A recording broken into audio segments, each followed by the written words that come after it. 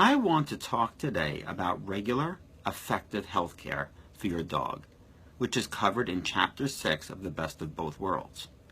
Providing accurate diagnosis and assessment of your dog requires a three-pronged approach: a physical exam, any diagnostic tests ordered, and never to be discounted, the pet parent's input, observations, and questions.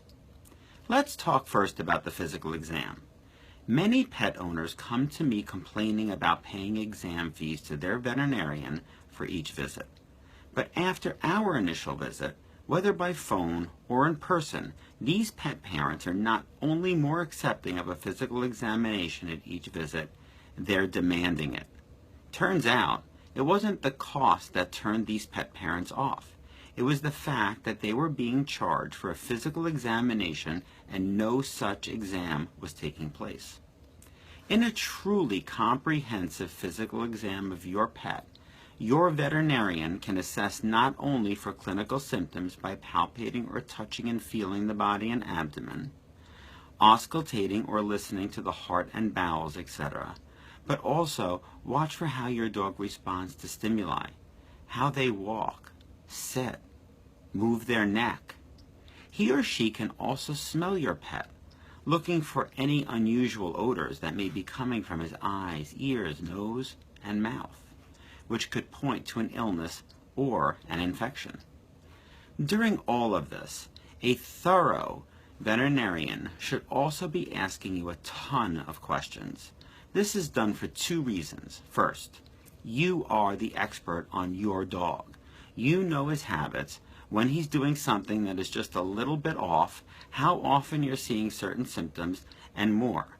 But also, my training in traditional Chinese medicine allows me to go deeper, to uncover not just the symptoms themselves, but the source of the symptoms. And I need the pet parent's input to do this.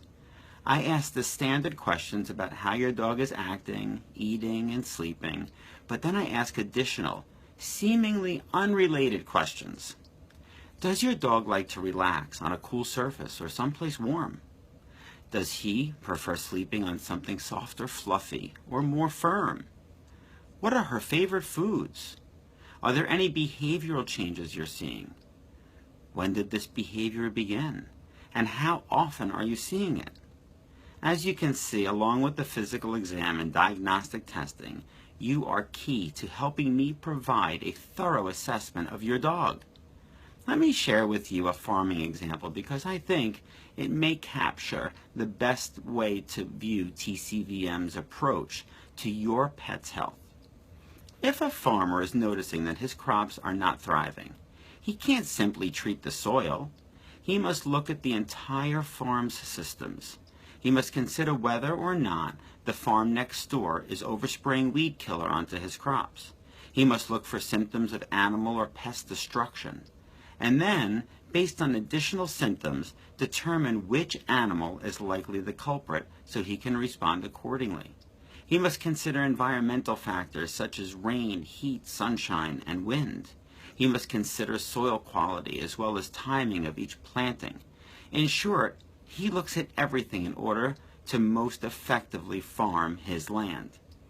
If you are struggling with how often and why a healthy dog should see or her vet regularly, Chapter 6 will help and will share some stories with you that will help you commit fully to your veterinarian appointment. The link to the book is below.